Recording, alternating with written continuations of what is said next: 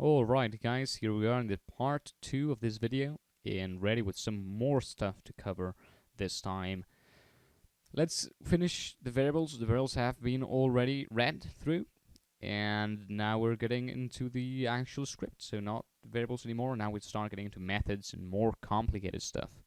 So the first method we're going to see is this one here. This method checks if the player has a pickaxe and returns true if the player has a pickaxe.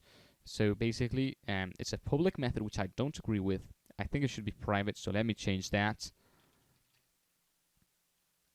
Hopefully, I'm not messing anything up.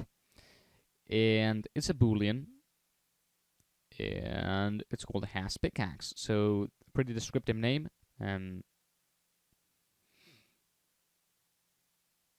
Yep, pretty descriptive name. It checks for if the player has a pickaxe or not. So basically, the method works the following way.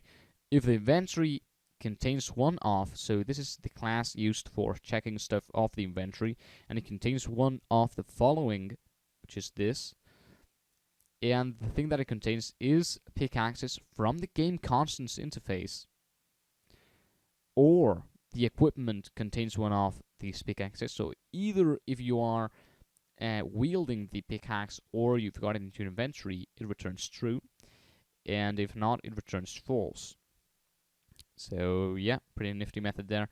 And a few people have asked me how to do in the scripts to check for if the inventory contains one of a pickaxe or something similar, and that's the way you do it. Contains one of method inside the inventory class and checks for if your inventory contains one of them or not. And here we get to a more complicated method, which is the check version method. And this method is going to be something a bit more complicated, as it said. It's basically going to check for if the current version of the script is the latest version. And yeah, basically it works the following way. If getVersion, which is a method here, actually let's cover this method first. Forget the old method for a moment. The getVersion method basically checks the internet to see to get the current version of the script. So we've got an input here, which is a string. We'll see why that is in a moment. And we've got a version variable, what is called BUR, but it probably stands for version. And it's a double, so it's gonna store values with a decimal place. And then we get to this part here, and let me explain this here first, and then I'll explain what the try-catch block does. So we create a new URL, which stands for Uniform Resource Locator, which is fusiongaming.info/globalminer, so you can check them out if you want. And globalminer HTML probably contains just the version of the script. And I know you can't see that too well, but trust me, yes, it does. Version 0.2. If we go back to Java, we open up a buffered reader, and I won't go into what this is. Just know that the way you read stuff from anywhere, so from a text file such as the HTML file the website is, you have to read the characters one by one. And what a buffered reader is, it reads all of the characters and then gives you a line of text with all of those characters. So you don't have to check the characters one by one, you can check all of them at once, and that's what he's doing here. And the way you create a new buffered reader is basically you create a new buffered reader and then you write where the input to that buffered reader is coming from. In this case, it's coming from an input stream reader, and the stuff that's going into that reader is an open a stream of the URL, which basically gets all the text inside the URL. So we then create a string called v, which is set to null, and this is going to contain the actual text. So notice we've got here version 0.2. We are going to set the v to the 0.2 alone, and we're going to remove the version. And then we are going to make a small while loop here. So while the input equals the next line we're reading. I know this is pretty complicated, but trust me. So well, the input equals the next line. So we start up here at 0, 0, and we get to the first line, and this therefore input equals the next line, which is the first line and only line in this case. And if it equals null, then we continue. If it does equal null, then we stop. So if it doesn't equal null, we continue. If it does, we stop. And if it doesn't, it means that we are actually in a line. And this is used so that we first of all read the first line, execute this stuff, and then it will stop. So yeah, that's the way to do it, I guess. And if it doesn't equal null, we check for if the input, which is the line we're reading, contains the word version. And if it does, which in this case it does, we're going to assign to v the value of a substring of the whole line. So we get the whole line, and we're going to assign to v a substring of it. And what a substring is we cut the string in two places. In this case, we're cutting it characters 7 and 10. So 1, 2, 3, 4, 5, 6, 7 there. Or if you prefer counting from 0, which is the standard, 0, 1, 2, 3, 4, 5, 6, 7. Sorry, 0, 1, 2, 3, 4, 5, 6.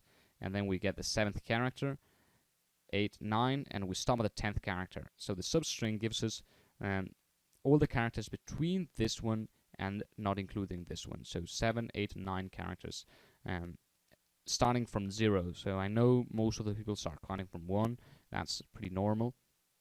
But in programming, you start counting from 0. So we get the characters 7 to 9, which is, in this case, 0.2. And to ver, we assign the string parsed. And what parsing a string is basically converting the string into a number. And basically, we can only do that if the string is actually a number. So, for example, if we got the n 0.2, we would not be able to parse the string into a double because n is not part of the numbers. So only if you got 0.2, then Java can see that 0.2 could actually be a double if you convert that into a number. So that's what parse double does. You give it a string which is actually a number, parse double to that, and that's inside the class double. So integer has the same parse int method, and float has the same method. So all of the number classes have that method. So what does try catch block do? Well, the try catch block is used so that if an error appears here, it will not stop the whole script. It will only jump to this catch part. So you try to execute this. That's what a try means. And if you get any errors, you jump to the catch because you've caught the error, and you can do something with the error if you want to do something. In this case, the programmer doesn't want to do anything with the errors that might occur, but he does check later on to see if something has occurred. And if the version equal to 0, then he logs to the screen that, warning, the error, we had an error checking the script version.